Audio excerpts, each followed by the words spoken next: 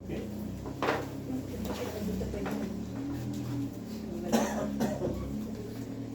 noite, irmãos. Boa noite. Boa noite, irmãs. Sejam todos bem-vindos à Casa Espírita que está caminho do Pai. Essa noite, terça-feira fria. Hoje estamos até com pouco ali, mas vamos se virando no frio, né? Os filhos vão entender. Hoje na palestra a gente vai dar sequência do nosso estudo do livro Jesus no Lar, tá?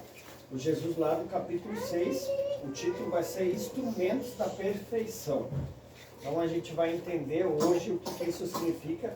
Então, quem não é da religião da Casa Espírita, se é evangélico, católico, a gente sempre tem que, que nem o apóstolo Paulo comentou, em tudo retirais o bem. Então, que a gente possa se fixar no ensinamento, e não sobre religião nem nada. Jesus nos ensinava o amor, ele não trouxe nenhuma religião. Ele fazia ensinamento e praticava a caridade e orava. Então vamos seguir os preceitos dele, e a doutrina espírita se baseia nos ensinamentos dos espíritos, que é a terceira revelação, que é a continuidade do que Jesus vem nos ensinar. Como Jesus falou, eu vou, mas enviarei outro em vosso lugar, e ele vos falará tudo que eu não pude falar. No Evangelho de João, ele vem dizer isso, que é a terceira revelação. Cada qual foi dado conforme a humanidade estava pronta para receber aquela verdade. A primeira revelação foi Moisés, 10 mandamentos segundo Jesus, através do seu amor, e a terceira, o Espiritismo através da verdade, tá? Então, sem mais delongas, vamos lá. Instrumento da perfeição. O livro Jesus no Lar é aqueles encontros que tinham na casa de Simão Pedro. Então, os apóstolos se reuniam e sempre um ficava mais irritado, trazia algum problema, trazia um outro problema, e eles faziam o culto do Evangelho no Lar. Jesus reunia, lia o Antigo Testamento, e alguém trazia um problema aqui, um problema acolá, e Jesus dava um ensinamento para instruir eles, né? Então hoje vai ser sobre isso, instrumento da perfeição. Quem viu o banner família, nós a escolhemos, vamos entender o porquê disso. Tem os espíritos simpáticos, não simpáticos, para nosso próprio benefício, não julgar, aquele que bem se conduz. Vamos entender isso. Como vamos falar sobre família, eu vou trazer um pouco, falar sobre essa história de família, tá? Essa história de família, sobre os espíritos simpáticos ou não, e para poder entender, depois a gente começa essa parte aqui, tá? O que acontece? Porque a gente tem na nossa família, por exemplo, um filho que tu se dá muito bem, o filho com a mãe. Então, por que tem essa relação? Parece que são amigos. Eu vejo também isso muito numa das irmãs da minha mulher ali, com a filha dela, é uma relação muito bonita. Isso é espíritos que já vieram de outras vidas, já antes de reencarnar. Eles, vamos reencarnar, então vamos reencarnar junto e vamos se ajudar. Agora tem um pai com um filho que só se bica, só briga. Opa! Então eles vieram resgatar nessa vida, eram inimigos ou fizeram mal para outro, então eles vão vir nessa vida para tentar se acertar. Então, em vez de a gente se separar, vou morar em outra casa, não vamos se falar, não, isso aí está errado, a gente tem que tentar se acertar. Vamos lá? No livro O Consolador do Espírito Emmanuel, psicografado por Chico Xavier, um espírito superior, ele vem nos ensinar. É tipo no livro dos Espíritos. O Instituto da Família é organizado no plano espiritual antes de projetar-se na Terra, quando a gente está desencarnado, antes de encarnar. Para quem não conhece, entender muito isso, assiste o filme Nosso Lar. O filme Nosso Lar explica bem do plano espiritual, colônia espiritual, reencarnar, desencarnar.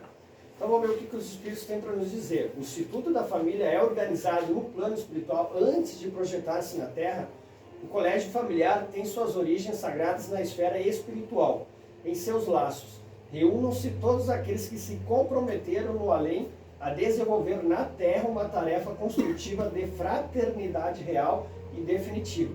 Preponderam nesse instituto divino os elos do amor, fundidos na experiência de outras eras. Todavia, aí ocorrem igualmente os ódios e as perseguições do pretéritos obscuros, a fim de se transfundirem em solidariedade fraternal com vistas ao futuro. É nas dificuldades provadas em comum, nas dores e nas experiências recebidas na mesma estrada de evolução redentora, que se olvidam as amarguras do passado longínquo, transformando-se todos os sentimentos inferiores em expressões regeneradas e santificadas, purificadas as afeições acima dos laços do sangue. O sagrado instituto da família se perpetua no infinito através dos laços imperecíveis do Espírito. Aquele que dizer que vai ter os espíritos, que a gente, antes de encarnar, a gente vamos programar para reencarnar, E também vai ter aqueles não simpáticos, que vai ter aquelas brigas, mas a gente entende sobre isso ali. No Evangelho segundo o Espiritismo, no capítulo 5, Bem-aventurados os aflitos, a gente fez esse estudo no canal do YouTube, tem uns 3 vídeos nesse capítulo, é bem interessante. Ele fala assim: frequentemente o espírito renasce no mesmo meio em que já viveu, estabelecendo de novo relações com as mesmas pessoas, a fim de reparar o mal que lhes haja feito. Então, provavelmente nossos parentes, a gente já reencarnou nas outras vidas passadas as mesmas famílias. Normalmente aqui diz, tá? E a gente tem os afins e os não afins, como a gente falou. Se reconheces nelas as a quem odiara, quiçá o ódio se lhe despertaria outra vez no íntimo. Então, se eu reconhecesse, por exemplo, que o meu filho, na outra vida, ele acabou me matando, então, como é que eu ia ficar? Por isso que a gente tem um véu do esquecimento. Quando a gente reencarna, a gente esquece das vidas passadas para não lembrar disso. Porque uma coisa, eu lembrei que o meu filho me matou, fez um mal muito grande para mim. Então, a gente vai encarnar junto para resgatar isso. Por exemplo, eu não perdoei ele e ele ficou com esse ódio. Tu vai se arrepender do fundo do coração, tu vai pedir perdão para Jesus, vai passar um pouco lá no umbral, mas depois do perdão tu vai ter que mostrar realmente se tu se arrependeu, como resgatando na próxima vida, reencarnando junto e tentando se acertar de novo. Então não adianta só dizer que eu me desculpei, que eu me perdoei, que eu estou arrependido. Não, tu vai ter que botar à prova isso. No livro dos Espíritos, Parentesco e Filiação, Pluralidade da Existência. Desde que tivemos muitas existências, o parentesco remonta às anteriores? Não, poderia ser de outra maneira. A sucessão das existências corpóreas estabelece entre os espíritos lianos que remontam às existências anteriores. Isso decorre frequentemente as causas de simpatia entre vós e alguns espíritos que vos parecem estranhos. Foi o que a gente falou, os simpáticos e não simpáticos. Aqui a gente colocou a questão 211, de onde vem a semelhança de caráter que existe frequentemente entre os irmãos, sobretudo entre os gêmeos. Espíritos simpáticos, que se aproximam pela similitude de seus sentimentos e que se sentem felizes de estar junto.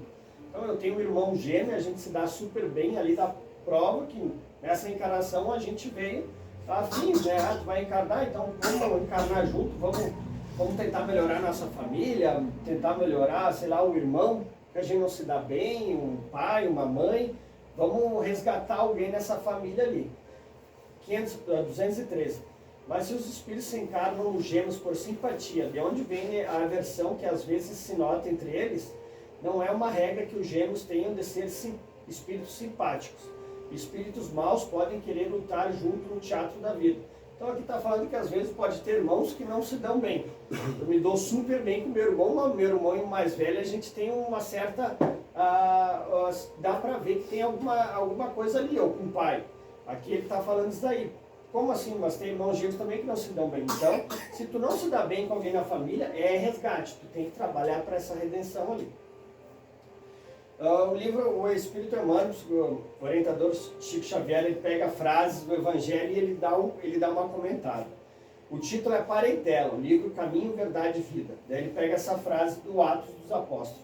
E disse-lhe, sai de sua terra e dentro da sua parentela e dirige-te à terra que eu vou te mostrar. Daí o Emmanuel fala, nos círculos da fé, vários candidatos à posição de discípulos de Jesus queixam-se sistematicamente a posição dos parentes, com respeito aos princípios que esposaram para as aquisições de ordem religiosa. Tem uns parentes, mas um é católico, outro evangélico, a gente briga muito. Nem sempre os laços de sangue reúnem as almas essencialmente afins. Frequentemente, pelas imposições das consanguinidade, grandes inimigos são obrigados ao abraço diuturno sobre o mesmo teto. Então, provavelmente tem inimigos ali nessa família, há um resgate. É razoável sugerir-se uma divisão entre os conceitos de família e parentela. A família, o primeiro, constituirá o símbolo de laços de eterno do amor. O segundo, que é a parentela, significaria o cadinho de lutas por vezes acerbas, porque devemos diluir as imperfeições dos sentimentos, fundindo-os na liga divina do amor para a eternidade. A família não seria a parentela, mas a parentela converter-se-á mais tarde nas santas expressões da família. Recordamos tais conceitos. Então a família é aqueles espíritos, mãe, pai, irmão, que a gente está se dando bem. E a parentela é aquela família que veio na nossa, como irmão, porque a gente não se dá bem, que a gente vai ter que resgatar e futuramente vai, quando a gente tiver resgatado, vai se transformar como família. Doentes em casa, o título, livro Ceifa de Luz. A frase, e a paz de Deus domina em vossos corações, para a qual também fostes chamados em um corpo, e sede agradecidos, apóstolo Paulo. Aí ele fala um pouco o espírito humano, aí ele fala os parentes enfermos ou difíceis, são criaturas as quais, antes do berço em que te fizeste no plano físico, prometeste amparo e dedicação. Nascem no grupo familiar realmente convidados por ti mesmo, ao teu convívio, para que possa assisti-los no dedivo refazimento. Entendemos no assunto que existem casos para os quais a segregação hospitalar demorada é distante à medida que não se pode evitar. Mas se tens amigos, aquele comenta o que ele quer dizer. Antes de reencarnar, tu escolheu a família que tu teve por resgate. No filme Nosso Lar, tem um livro, Nosso Lar, de André Luiz, de Chico Xavier. O pai de André Luiz, quando ele desencarnou, a mãe dele ela era bem mais evoluída, estava num plano mais superior lá. E ele não conseguia ter acesso a ela. E o pai dele estava lá no grau, estava mais pior que a situação do André Luiz. E o pai dele, por quê? Porque ele teve relações extraconjugais, tinha 2 amantes. E a mãe dele, depois que o André Luiz começou a se refazer, começou a estudar, começou a trabalhar, estava senhor de si, se encontrou com a mãe dele, e a mãe dele falou assim, futuramente eu vou reencarnar junto com o teu pai. Eu vou ser a mulher, ele vai ser o meu marido, e as 2 amantes vai ser nossas filhas. Então, mas por que tu faz isso? Faz por amor. A gente tem que resgatar essas pessoas, e daí daqui a pouco elas vão reencarnar e vai ter algum estranhamento entre as filhas e a mãe. Estão entendendo? Por isso que é resgate ali. E quem hoje não te compreende a boa vontade, amanhã te louvará o devotamento e o esforço. Jamais te desesperes e auxilie sempre. A perseverança e a base na vitória. Não vides que se fará mais tarde em tua lavoura de amor e luz. Mas só alcançará a divina colheita se caminhares para adiante entre suor e a confiança sem nunca desfazeres. Então, se tu tem uma mulher, um filho, um irmão que não te compreende, um dia ele vai te compreender.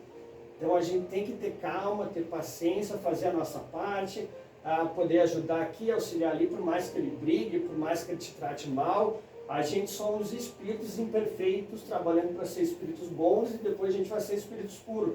A gente começou minério, vegetal, animal, e começamos lá das épocas das cavernas, e estamos evoluindo, uma encarnação, outra. Então tu vai ter parentes na tua casa que estão, sei lá, numa encarnação muito inferior à tua. Então a gente tem que ter compaixão dele. Se ele está atraindo, se ele ainda é machista, se ele ainda faz todas essas coisas, tenha compaixão dele, porque talvez numa outra vida ele foi muito mais pior que isso. E ele, dentro da sua evolução, ele está crescendo. Então, ao invés da gente denigrir, julgar, criticar, a gente tem que ajudar ele a reerguer e com o tempo ele vai passar, né? Então a gente falou um pouco de família, pessoal, queria que fosse um pouquinho mais curto, mas vamos seguir ali. Achei interessante a gente falar sobre isso ali, tá? Vamos lá, Jesus no lar, instrumento da perfeição. O que é instrumento da perfeição? Instrumento da perfeição, eu tenho que fazer minha reforma íntima, eu tenho que evoluir. Então o que a espiritualidade vai te fazer para tu evoluir? Ele vai trazer espíritos na tua família para te ajudar a evoluir. E não vai ser só espíritos bons, vai ser espíritos inimigos. Então ele vai, para eu conseguir buscar o instrumento da perfeição, ele vai trazer alguém que vai brigar muito comigo, que vai me dar a paciência. Vai trazer alguém que vai trazer a raiva, o ciúme, ou isso, aquilo. Então eles são os primeiros instrumentos para me ajudar a evoluir, é a tua própria família. Então vamos tentar entender isso. Então, reunião dos apóstolos junto com Jesus, vamos lá ver. O apóstolo Pedro, ele vai ficar bem bravo, porque um tio dele, um primo, falou super mal dele, e ele vai chegar a Jesus todo austero e vai cantar egóico, porque ele botou eles no lugar dele. Vamos ver o que Jesus vai achar sobre isso, né? Naquela noite, Simão Pedro trazia à conversação o espírito ralado por extremo desgosto. Agastara-se com parentes, descriteriosos e rudes. Velho tio acusaram de depilador dos bens da família.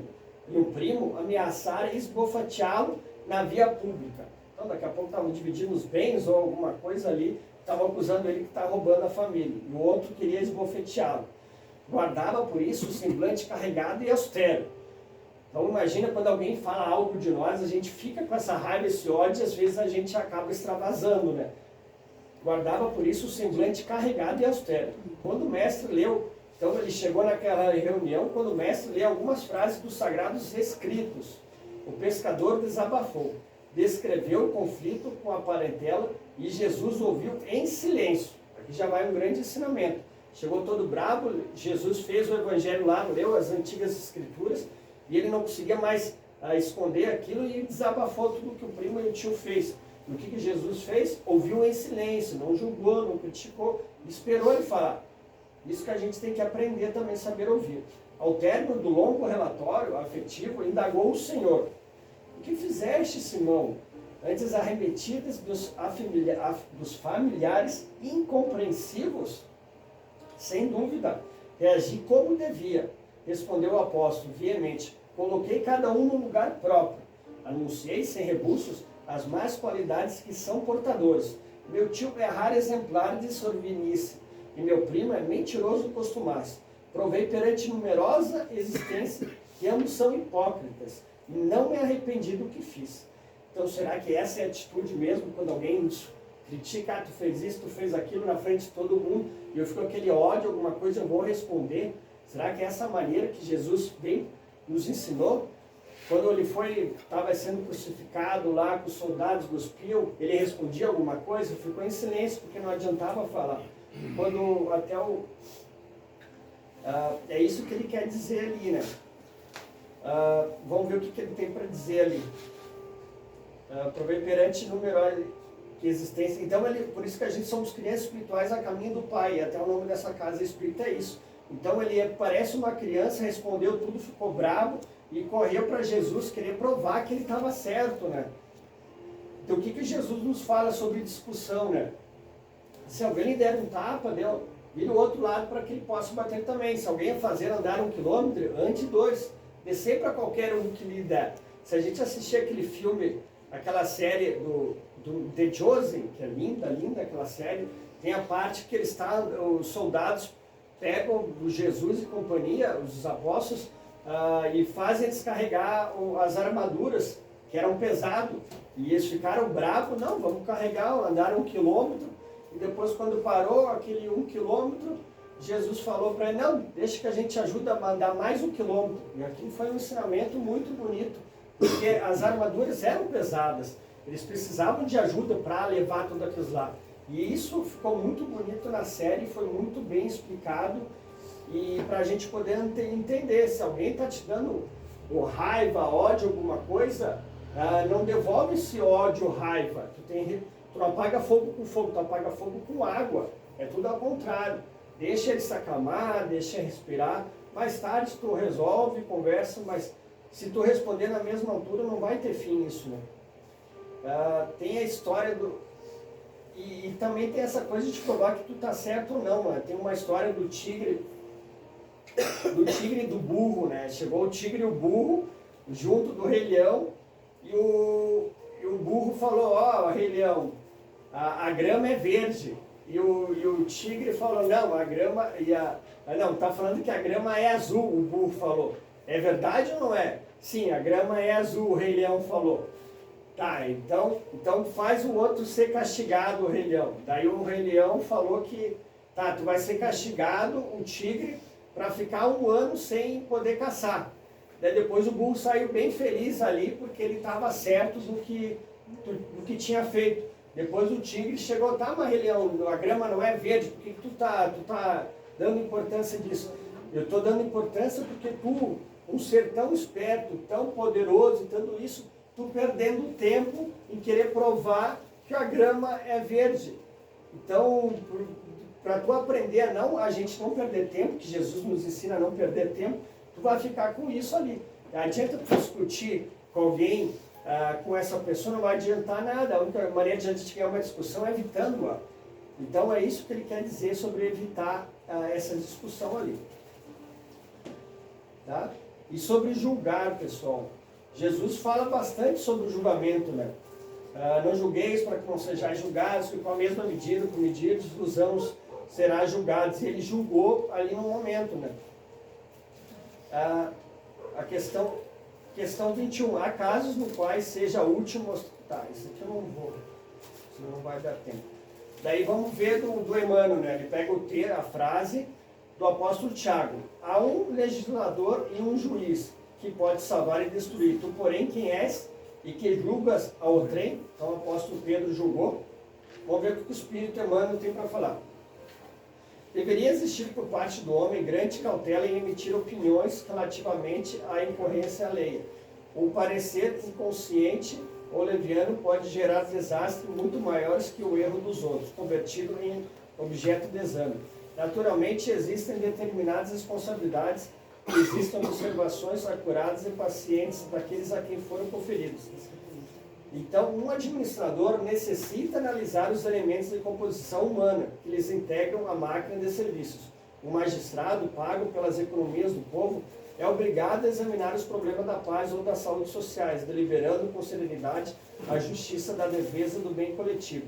Entretanto, importa compreender que homens como esses, entendendo a extensão e a delicadeza dos seus encargos espirituais, muito sofrem quando compelidos ao serviço de regeneração das peças vivas desviadas ou enfermiças encaminhadas da sua responsabilidade. Na estrada comum, então, verifica-se grande excesso de pessoas viciadas na precipitação e na leviandade. Queremos seja útil a cada discípulo, quando assediado pelas considerações sensatas, lembrar o papel exato que está representando no campo da vida presente, interrogando a si próprio antes de a gente responder indagações tentadoras, quando a gente provoca, a gente tem que se questionar: será esse assunto meu interesse? Quem sou? Estarei de fato em condições de julgar alguém? Então a frase: há só um legislador e um juiz, quem pode salvar e destruir? Tu, porém, quem és, a quem julgas ao trem? Aquele que está falando, o chefe, ele é obrigado a julgar, a observar, um letrado é observado, e eles vão responder por isso, porque os seus tutelados, se eles forem bem ou não, eles vão responder por isso. É por isso que a gente tem que ter muito cuidado quando a gente julga, critica, porque a gente vai ser responsabilizado por isso. E tem a outra passagem aqui também, que Jesus não ignorava o que existia no homem, mas nunca se deixou impressionar negativamente. Sabia que usura morava com Zaqueu, contudo trouxe-o da sovelice para a benemerência. Não desconhecia que Madalena era possuída pelos gênios do mal. Entretanto, renovou-o para o amor puro. Reconheceu a vaidade intelectual de Nicodemos, mas deu-lhe novas concepções da grandeza e da excelsitude da vida. Identificou a fraqueza de Simão Pedro. Todavia, pouco a pouco, instala no coração do discípulo a fortaleza espiritual que faria dele o sustentáculo do cristianismo nascente. Vê as dúvidas do Tomé, se desampará-lo. Conhece a sombra que habita em Judas, sem negar-lhes o culto da afeição. Jesus preocupou-se, acima de tudo, em proporcionar a cada alma uma visão mais ampla da vida, em que orar cada espírito com eficientes recursos de renovação para o bem. Não condenes, pois, o próximo, porque nele observes a inferioridade e a imperfeição. A exemplo do Cristo, ajuda quanto possas. O amigo divino sabe o que existe em nós. Ele não desconhece a nossa pesada e escura bagagem do pretérito, não as dificuldades de nosso presente, fechado de hesitações e de erros, mas nem por isso deixa de entender-nos amorosamente nas mãos. Então Jesus sabia que os apóstolos deles, cada um tinha suas imperfeições. Ele podia chegar: Zaqueu, tu tem de muito dinheiro, faz isso, aquilo. Não, ele acreditou no bem das pessoas. Ele viu o apóstolo Pedro sempre com raiva, sempre egóico, respondendo. Não, ele acreditou no bem dele. Ele viu a mulher, a Maria Madalena, ele não chegou julgando, criticando. Ele via naquela pessoa que ela poderia ser uma grande apóstola evangélica. Então ele acreditou no bem de cada um. Então cada um daqui que está aqui é grande, pode fazer bastante coisa, pode ser uma grande pessoa ali. Então, a gente nunca pode diminuir alguém. Então, não julgar, não criticar, não reclamar, não diminuir ela. Porque Jesus confiou em 12 pessoas que ninguém acreditava neles, em pescadores, naquelas pessoas ali. E olha o quanto eles se transformaram, né? Vamos voltando aqui. Então, voltando no Jesus no lar. O mestre refletiu, então, o apóstolo Pedro falou sobre o tio e o coisa, o Jesus explicou por que tu fez isso. Eu botei eles no lugar deles. Vamos ver o que Jesus tem para nos falar sobre isso. O mestre refletiu por minutos longos e falou compassivo: Pedro, o que faz um carpinteiro na construção de uma casa? Vamos voltando. O mestre refletiu por minutos longos e falou compassivo. Mais um ensinamento. Jesus refletiu por minutos longos. Não respondeu na hora. A mesma coisa da mulher adúltera. Jesus se abaixou, escreveu na areia. E tu, o que tu acha disso? O que a gente vai fazer com a mulher adúltera? Então a gente tem que cuidar sempre de não responder na hora. O mestre refletiu por minutos longos e falou compassivo: Pedro, que faz um carpinteiro na construção de uma casa, naturalmente trabalha. Redargiu interpelado e irritadíssimo. Pedro ainda estava bravo. Como que tornou o amigo celeste bem-humorado, usando ferramentas. Após a resposta breve de Simão, Cristo continuou: vamos ver o que as famílias, nossos irmãos, parentes, essas pessoas que nos tratam mal são. As pessoas com as quais nascemos e vivemos na terra são os primeiros e mais importantes instrumentos que recebemos do Pai, para a edificação no reino dos céus em nós mesmos, para a nossa reforma íntima, para o nosso aperfeiçoamento e melhorar a humildade, a paciência, o perdão. São elas, é aquela tua família ali. Os mais próximos é ali que tu vai começar a evoluir. Eles vêm reencarnar por causa disso. Então não posso ficar brigado com o irmão, com o pai, com a mãe, eu vou sair de casa, vou fazer isso, aquilo, não. O teu primeiro compromisso na reencarnação é a tua família.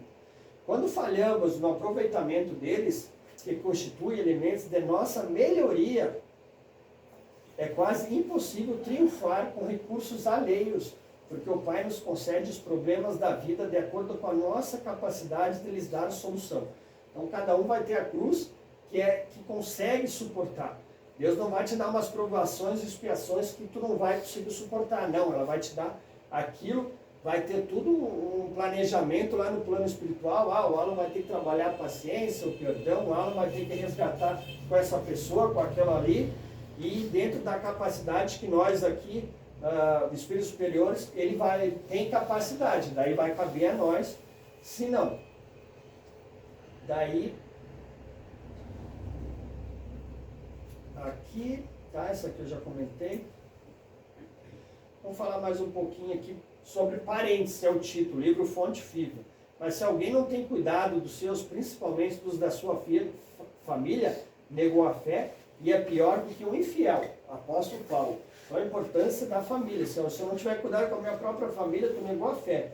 E é o pior que um infiel. O apóstolo Paulo nos dá esse puxão de orelha. A casualidade não se encontra nos laços de parentela. Princípios sutis da lei funcionam nas ligações consanguíneas. Impelidos pelas causas do passado a reunir-nos no presente, é indispensável pagar com alegria os débitos que nos emanam a alguns corações, a fim de que venhamos a volver nossas dívidas para a humanidade. Nós temos que pagar nossas dívidas de vida passada. Inútil é a fuga dos credores que respiram conosco sobre o mesmo teto, porque o tempo nos guardará implacável, constrangendo-nos a liquidação de todos os compromissos. Então não adianta eu fugir do pai, do meu irmão, de isso, aquilo, que a vida vai nos fazer acabar, sei lá, fazendo um curso junto, ou lá na frente se encontrar, e se tu não resolver com isso, tu vai ter que reencarnar novamente para tentar se acertar com essa pessoa. A equipe familiar no mundo nem sempre... Tá? Isso. Tá. E a equipe familiar do mundo nem sempre é um jardim de flores. Por vezes é um espinheiro de preocupações e de angústias, reclamando do sacrifício. Contudo, embora necessitemos de firmeza nas atitudes para temperar a afetividade que nos é própria, jamais conseguiremos sanar as feridas do nosso ambiente particular com com o chicote da violência ou com o empasto do desleixo, consoante da advertência do apóstolo, se nos falha o cuidado. Para com a própria família estaremos negando a fé. Os parentes são obras de amor que o Pai compassivo nos deu a realizar. Ajudemo-los através da cooperação e do carinho, atendendo aos desígnios da verdadeira fraternidade. Somente adestrando paciência e compreensão, tolerância e bondade na praia estreita do lar, é que nos habitaremos a servir com vitória no mar alto das grandes experiências. Então, ajudemos através da cooperação. Vamos se ajudar a lavar a louça, fazer isso, vamos se ajudar a pagar a conta, trabalhar, e do carinho, bom dia, boa noite, é o carinho, atendendo aos desígnios da verdadeira fraternidade, o que eu posso te ajudar, somente adestrando com paciência e compreensão, tolerância e bondade na praia estreita do lar, é que nos habitaremos a servir com vitória.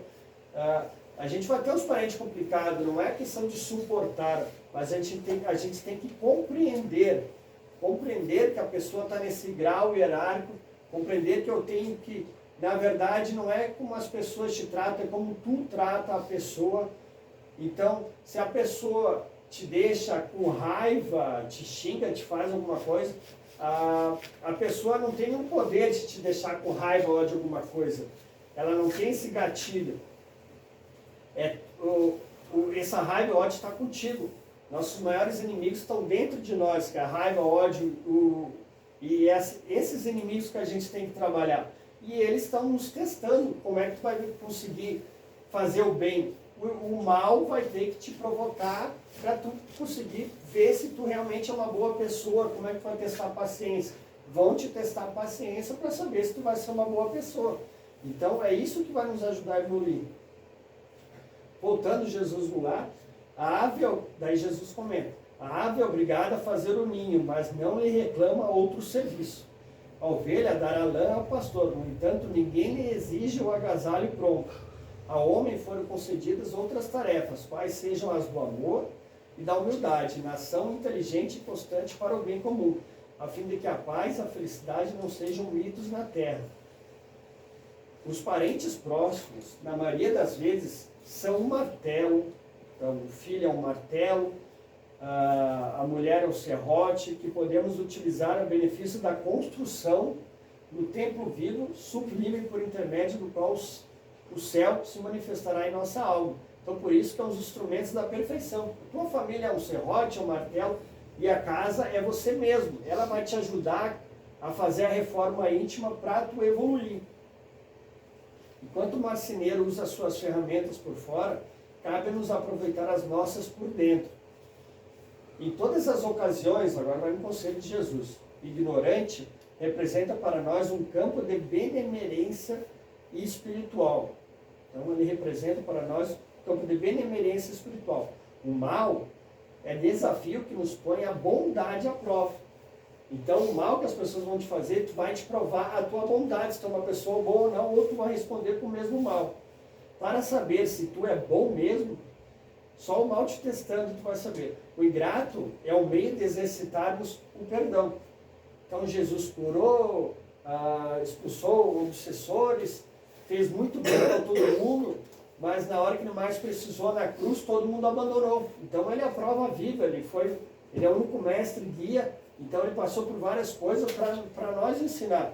Então se tem um filho ingrato, ou que fez o bem fazer aquilo, e a pessoa está pagando por ingratidão, lembra da história de Jesus, e ele lá na cruz, ele falou, perdoai porque eles não sabem o que faz. Então por isso que a gente tem que compreender a pessoa.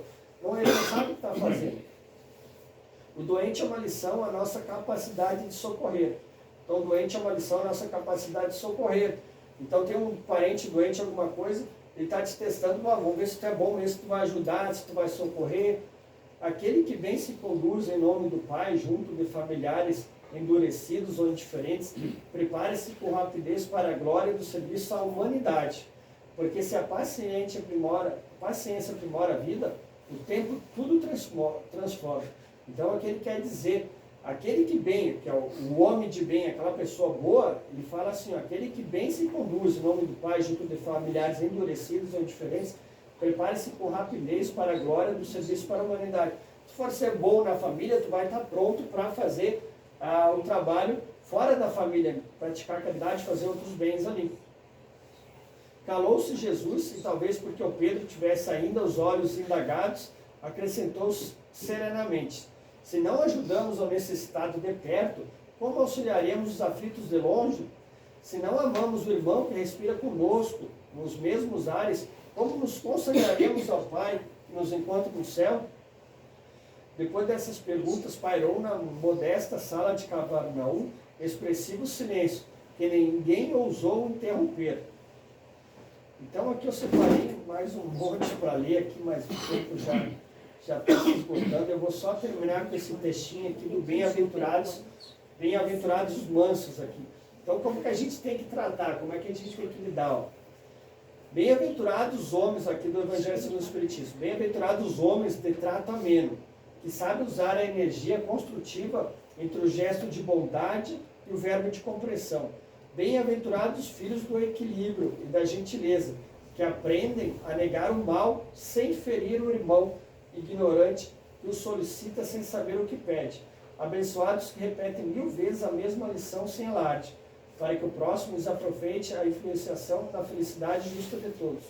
Bem-aventurados aqueles que sabem tratar o rico e o pobre, o sábio e o culto, o bom e o mal, com espírito de serviço e entendimento, dando a cada um de conformidade com os seus méritos a necessidade e deixando os sinais da melhoria, de elevação, bem-estar e constantemente por onde cruzo. Em verdade vos digo que a eles pertencerá o domínio espiritual da terra, porque todos aqueles que acolhem o semelhante dentro das normas do amor e do respeito é Senhor dos corações que se aperfeiçoam no mundo. Então é aquilo que Jesus falou: bem-aventurados mansos, porque herdarão a terra. Bem-aventurados pacificadores, porque serão chamados filhos de Deus. Essas bem-aventuranças de Jesus. Tá? Pessoal, quem quiser olhar no canal do YouTube, eu tenho uns vídeos falando como se comportar com as pessoas que te tratam mal. Tem a palestra de Chico Xavier, também fala sobre isso. As minhas próximas três palestras, aula, eu vou falar bem sobre isso, o que a gente tem que falar, o saber ouvir, como tratar a pessoa que nos trata mal. Então vamos separar um material bem legal ali.